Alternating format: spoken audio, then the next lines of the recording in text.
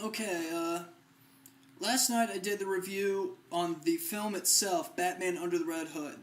Well, this time I'm going to do the review of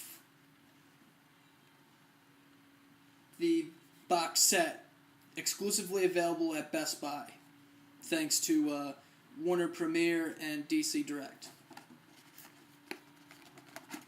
It comes taped, so you'll have to cut the tape. And when you open it up, now originally they had the figures taped at the bottom. They had taped them on the box.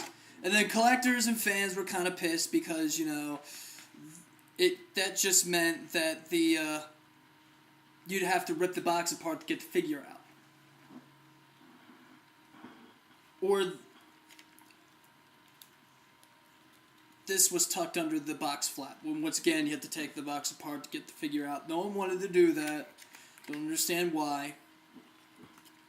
So their solution pissed me off. Put tape on the sides and on the bottom. And tape them to the side and bottom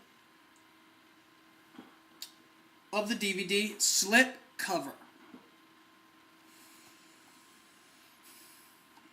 You'd have to be very, very, very, very, very, very, very careful when lifting the tape, or this fucking happens. See that little transfer right there? Yeah, it lifts the foil right off. Idiots.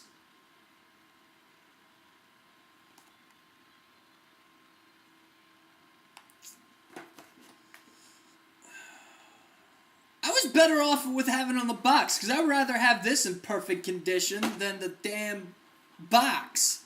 Most people are probably going to throw them boxes away if they choose to open this. To get the figure enclosed is Jason Todd as the Red Hood. Spoiler! Get him out is equally as nerve-wracking. And what you got is a PVC figure attached to a stand. And when I say attached, I mean attached. This guy glued to the stand, much like all their previous releases from Batman, Superman, Public Enemies, and Justice League, Crisis on 2 Earths. They were pegged on stands as well. But unlike those, we have movement. The arms move, and the head moves. That's it. In my opinion, he's better off just as a really unmovable PVC, figurine.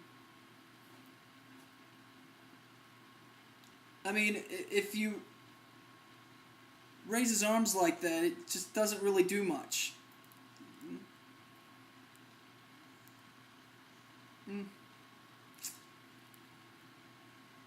This is pretty much the only way he won't look dorky. And the head is too small. Look at how small the head is compared to the rest of the body.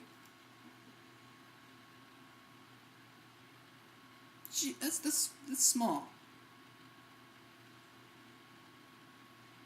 But the details are well worth it. The figure is beautifully sculpted, minus the head, of course.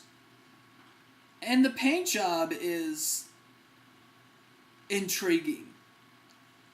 I mean, you'll definitely have to worry about finding, mismatched paint blotches and everything like that. Not with this figure. At least not with mine. I didn't even have to go on my normal, look through every single package to make sure that the figure got the perfect paint. He ain't lopsided or anything like that. I mean, I did pretty well for myself. I mean, I only picked up one. I was like, hey, this guy looks good. And that was it. I didn't have the urge to go through every single one of them like I normally do. He stands about 3.5 inches. I think he's just 3 inches tall. To compare. 5-inch figure, 3-inch figure.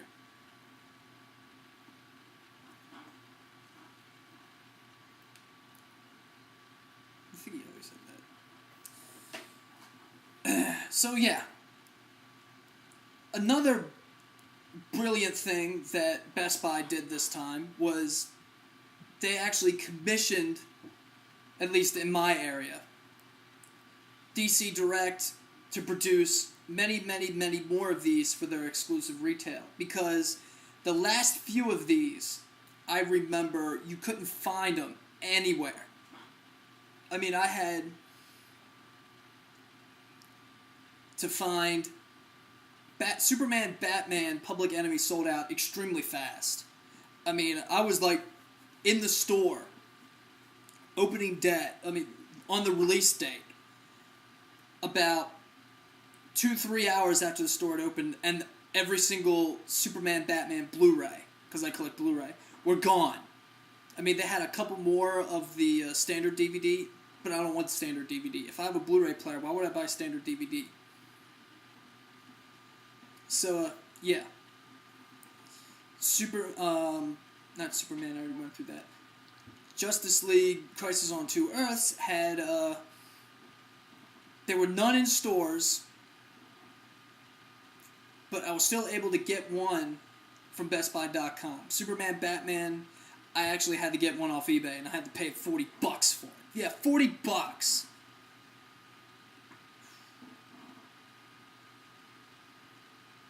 This one, I guess they heard the fan outcry, and they released many of these to stores.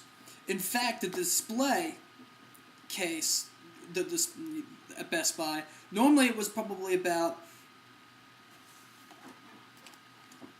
2 rows across and about 4 rows down. 2 columns with 4 rows. This one was 4 or 5 columns with 4 across, and the majority of them were these gift sets. So I was very happy to walk into Best Buy that morning. Luckily, I already had mine pre-ordered, so it was already waiting for me at the customer service desk. I wasn't taking any chances. And I'm still not taking any more chances. When Superman, Batman, Apocalypse comes out, oh yeah, I'm definitely, pre-ordering that. As soon as the pre-order page. But yeah, all in all, it's a terrific set.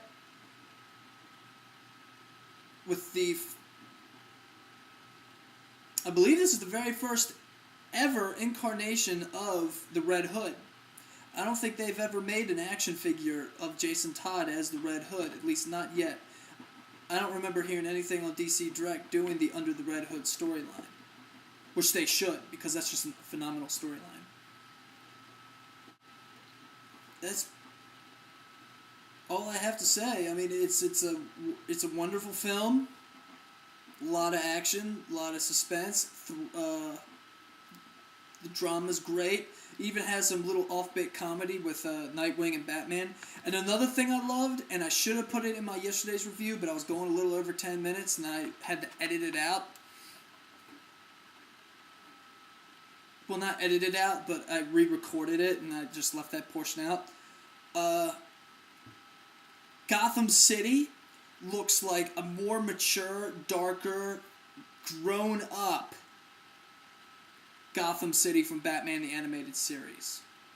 I mean, for those who have watched it, they know exactly what I'm talking about, because you see Zeppelins flying overhead.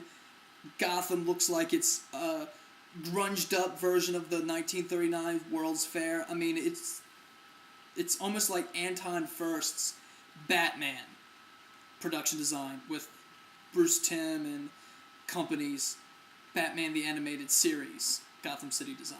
It's just awesome. So, yeah, if you haven't gotten one of these, they're pretty easy to come by as of right now. So I would say go ahead and pick it up. You won't be disappointed.